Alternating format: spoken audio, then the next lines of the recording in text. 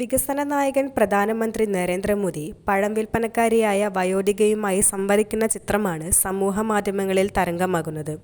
പലരും അദ്ദേഹത്തെ ചായക്കടക്കാരൻ എന്ന പേരിൽ ആക്ഷേപിക്കുന്നതായും കുറ്റപ്പെടുത്തുന്നതായും കാണാം. എന്നാൽ സാധാരണക്കാരൻ്റെ ബുദ്ധിമുട്ടും പ്രശ്നങ്ങളും മനസ്സിലാക്കാൻ കഴിയുന്ന ഒരു പ്രധാനമന്ത്രി വേറെ ഉണ്ടാകില്ല. സാധാരണക്കാരനായി ജനിച്ചതിനാലും വളർന്നതിനാലും പച്ചയായ മനുഷ്യൻ്റെ ജീവിത സാഹചര്യങ്ങൾ മനസ്സിലാക്കാനും അതിനായി പ്രവർത്തിക്കാനും അദ്ദേഹത്തിന് കഴിഞ്ഞു. കർണാടകയിലെ സന്ദർശനത്തിനിടെയാണ് പ്രാദേശിക പഴവിൽപ്പനക്കാരിയായ മോഹിനി ഗൗഡയുമായി പ്രധാനമന്ത്രി കൂടിക്കാഴ്ച നടത്തിയത്.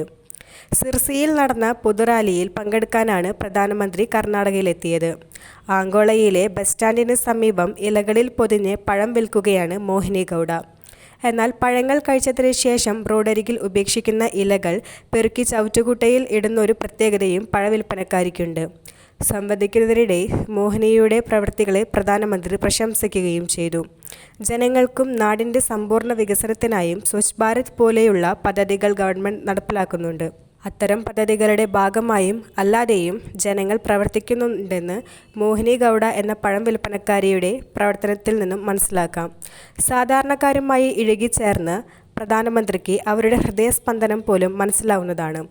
ലോക്സഭാ തെരഞ്ഞെടുപ്പിൻ്റെ തിരക്കിലും സാധാരണക്കാരുമായി സംവദിക്കാൻ സമയം കണ്ടെത്തുന്നുണ്ടെങ്കിൽ അത് രാജ്യത്തിൻ്റെ പ്രധാന സേവകന് മാത്രമേ സാധിക്കൂ.